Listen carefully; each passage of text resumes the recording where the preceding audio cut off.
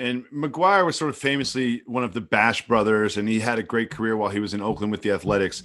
And Sammy Sosa wasn't as celebrated as a baseball player. And he said something in the film that really hit a chord with me. He said, quote, "I had to continue hitting because if not, they're not going to mention me." Why did you include that and emphasize that? And what did that mean to you from Sammy? I mean, I thought it was great that Sammy acknowledged that he wanted the respect he thought he deserved. And he does that a few times, I think, in the film. And, I mean, that's sort of a lighthearted way of like saying like, I turned on SportsCenter at night and, if I don't hit a home run, like they're not going to mention me.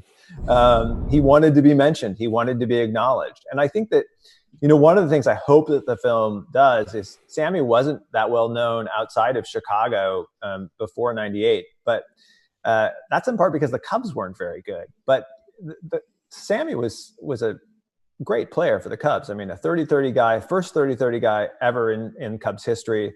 He was a top home run hitter in the National League for years.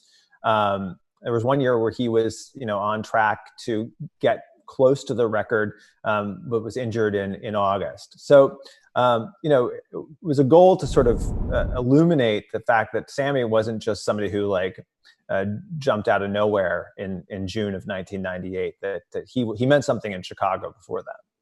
With all of what's happening in our society, in the world, not just in our country today, we kind of have to look at things and stories in history and currently through the filter of race. And how do you think race played a role in this particular story of McGwire and Sosa in that summer?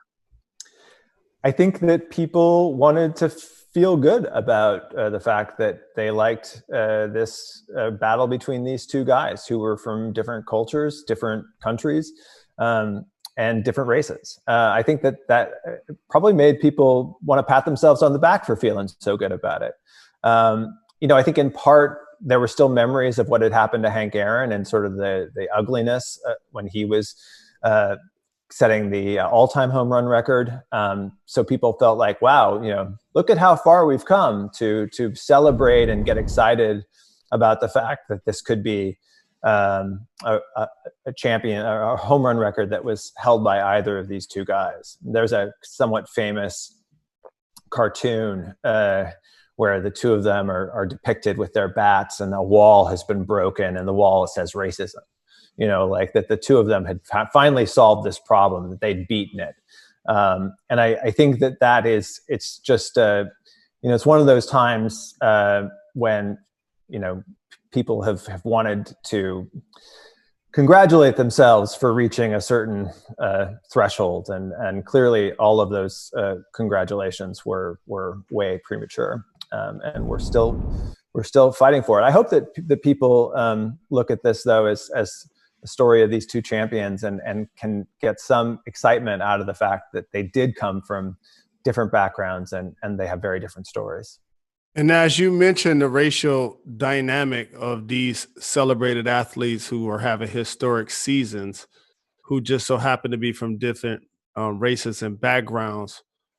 As the story progressed, it seemed like McGwire was forgiven by baseball and given another job and celebrated a lot more than Sammy Sosa. Did you guys discuss this? Yeah, I mean, I think Sammy really wants to go back to Chicago, so he doesn't want to speculate too much on the reasons why he's not been invited back. I don't know what's going on with Cubs ownership. I can only say that it's a situation unlike any else in baseball. I can't think of another team that has a legacy, all-century player, a superstar who made millions and millions of dollars, was the franchise player for years, not welcome back. And Bonds is welcome in San Francisco. Mark is more than welcome in both. He's in the Hall of Fame in St. Louis and in Oakland. They put a statue of Pete Rose outside of the Reds stadium. I don't get it. And I think, hopefully if the film maybe can push a little bit towards a resolution of that, Sammy deserves to be recognized for all the great things he did in his career. Look, nobody's perfect. And there are probably moments he wishes he had back. I know he wishes he had back the last day of the 2004 season. But he did a lot for that franchise and that organization, and I'll look forward to the day that he's back in Wrigley Field.